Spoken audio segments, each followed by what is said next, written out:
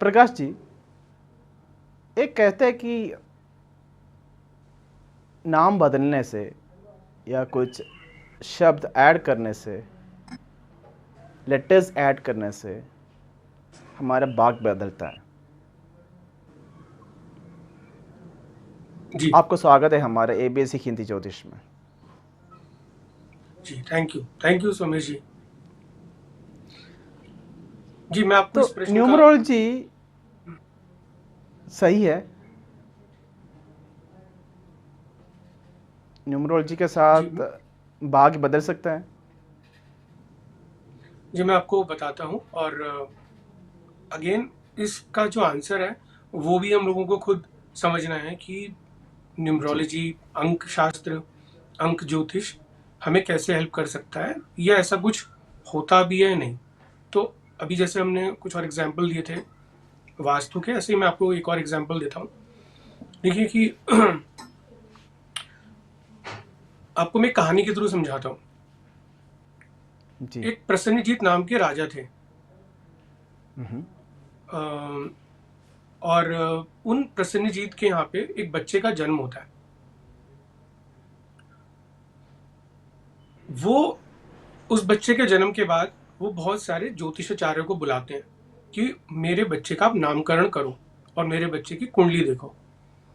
तो जब कुंडली एक एक करके सारे ज्योतिषाचार्य देख रहे होते हैं, तो वो देखते हैं कि इस बच्चे की कुंडली में जो कॉम्बिनेशंस हैं, जो ग्रह इस तरीके से बैठे हुए हैं कि ये बच्चा कोई डाकू बनेगा। तो वो एक एक करके हर ज्योतिषाचार्य उसको चेक कर रहे होते हैं कि क्या ये बात सही है, क्या भविष्य में ऐसे ही होगा।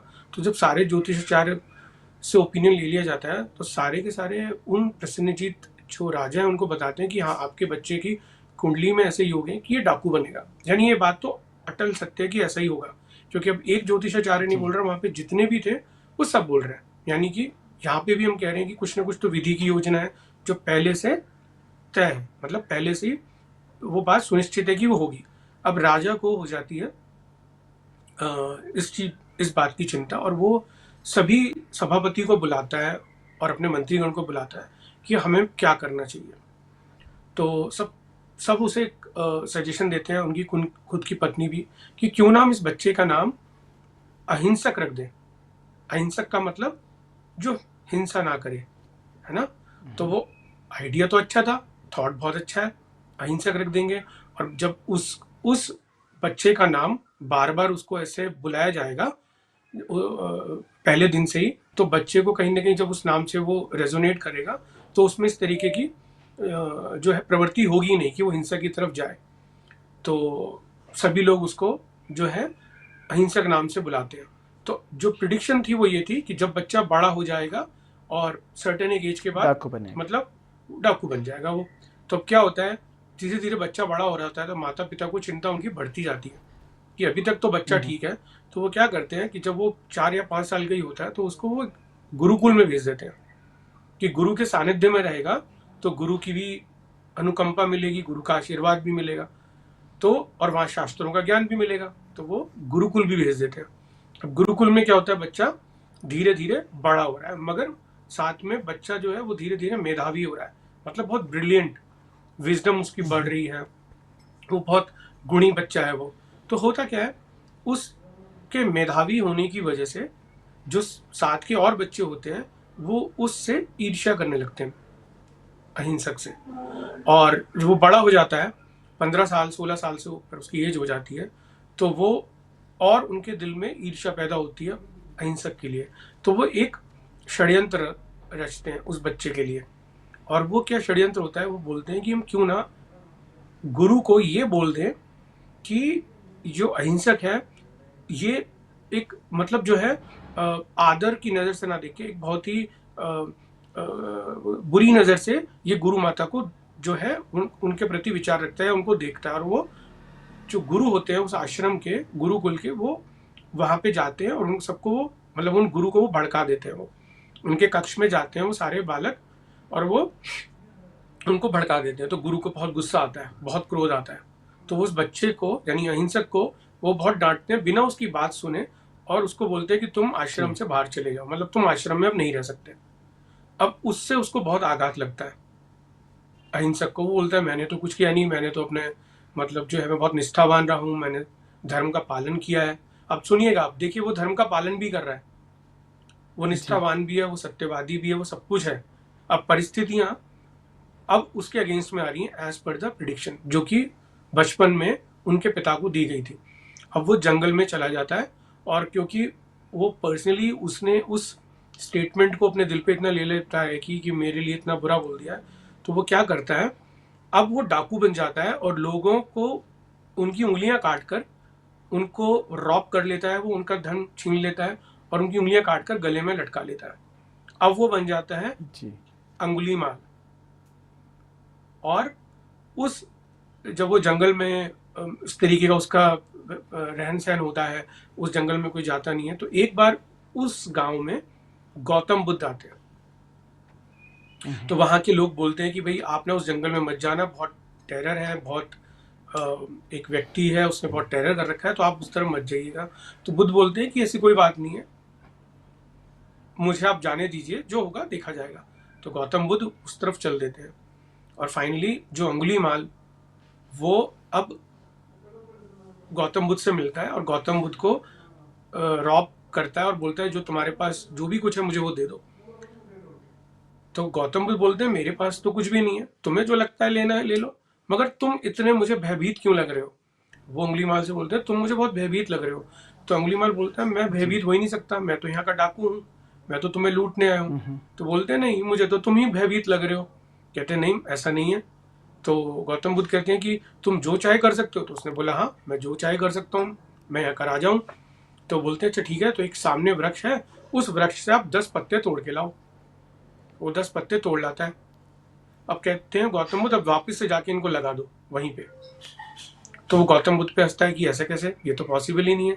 तो उन्होंने बोला कि गौतम बुद्ध ने बोला कि जब तुम किसी कार्य की रचना नहीं कर सकते तो तुम उसको डिस्ट्रक्ट भी करने की तुम्हें किसी ने अनुमति नहीं दी है।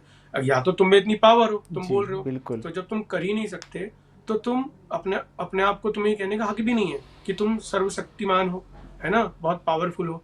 तो तब बेसिकली वो वहां से उसको उस चीज का अवेकनिंग होती है, अपने जो उसने पाप कर्म किए हैं उसका उसको ज्ञान होता है और वो वापस से गौतम बुद्ध मतलब फिर वो गौतम बुद्ध की शरण में चला जाता है और फिर उसको अहिंसक नाम दोबारा मिलता है।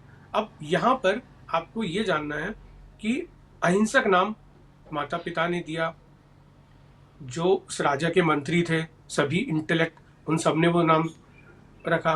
तो क्या नाम रखने से भाग्य चेंज हुआ? भाग्य में उस कुंडली के रूप में जो बताया गया था, तो हम सबको सोचना है कि भाग्य निश्चित है और वो नाम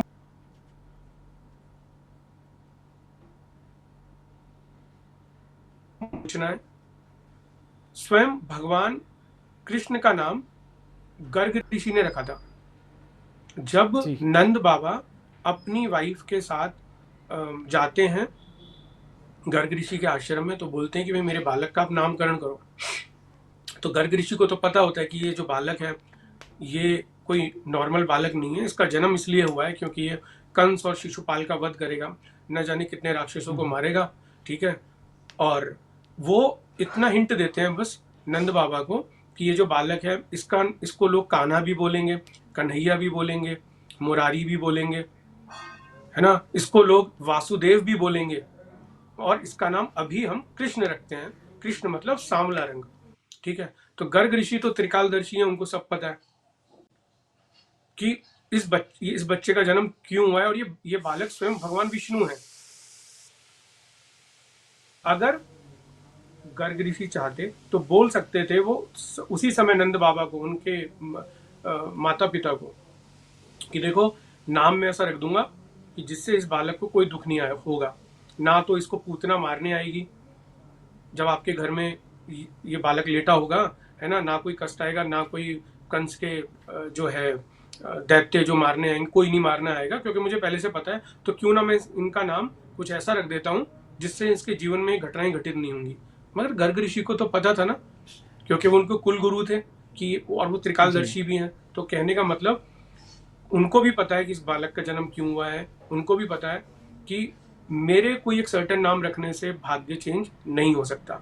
सेम चीज भगवान राम का नाम वशिष्ठ ने दिया था, और वशिष्ठ ऋषि को भी पता था कि इस बालक ने जन्म क्यों लिया है। इस बालक ने कई आत्माओं का, कई ऐसे जीवों का उद्धार करना है जिसके लिए इसका जन्म हुआ है, रावण को मारना है ना। और मतलब पूरे आयु काल में, एक आयु खंड में बेसिकली उस काल में रामायण भी लिखी जाएगी, वाल्मीकि जी का भी रोल है, तो वो सब वशिष्ठ ऋषि को पता है। मगर वशिष्ठ ऋषि ने नहीं बताया उनके पिता को ये सब बातें। तो कहने का मतलब है, जब भगवान खुद राम और कृष्ण,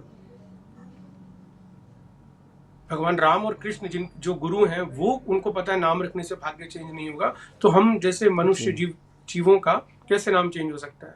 तो भगवान राम ने जितने भी जिस कार्य के लिए जन्म लिया था, चाहे अहिल्या का उद्धार करना हो, है ना, जितने भी राक्षसों को मारना हो, तो वो हमारा जन्म भी उसी लिए ही हुआ है। हमको वो एक सर्टेन कार्य करने हैं, और नाम रखना नहीं रखना अगेन एक माया, एक प्रपंच है, मतलब माया के अंतर्गत ये सब काम होते हैं। जी, समझ गए। आई होप इन कहानियों से कुछ एक आइडिया मिला होगा आपको। अगेन मैं ये जी, बोल रहा हूँ, मैं इसके बिल्कुल। अगेंस्ट में नहीं हूँ। आपको जो भी लगता है बिल्कुल। कि नाम बदलना, कोई लेटर ऐड करके, बढ़ाकर, घटाकर कुछ किया जा सकता है, तो आप करिए। मगर मेरा जो ओपिनियन है खुद जो मैंने सीखा है, मैं अपने विचार शेयर कर रहा हूँ। अगेन आप इसके लिए बाध्य नहीं है, व्यूअर्स बाध्य नहीं है, वो सिर्फ सोचें कि क्या उनको मतलब लगता है कि धर्मयुक्त है, क्या उनको लगता है करना चाहिए, उतना मैं अपना विचार शेयर किया है मैंने। बट मैं किसी को मजबूर या बाध्य नहीं कर रहा हूँ। थैंक यू प्रकाश जी। मैं सभी जो प्रेक्षक है उनसे इतना ही विनती कर रहा हूँ, जैसे प्रकाश जी ने जैसे बोला था, कि आप खुद सोचें कि हमारा पौराणिक कहानी है उसमें कहीं न्यूमरोलॉजी का प्रस्ताव हुआ कि नहीं। और इस अब की जो जनरेशन जो है वो उसमें बहुत सारे ये क्लेम करता है कि आपका नेम चेंज करने से आपको भाग्य मिल जाएगा, और एक दूसरे को आर्गुमेंट। आप खुद सोचें, आप नाम चेंज करने से, आप मोबाइल नंबर का नंबर सेलेक्ट करने से, आपका बिजनेस में ये नाम रखने से, तो आप खुद सोचें। Thank you Prakash ji.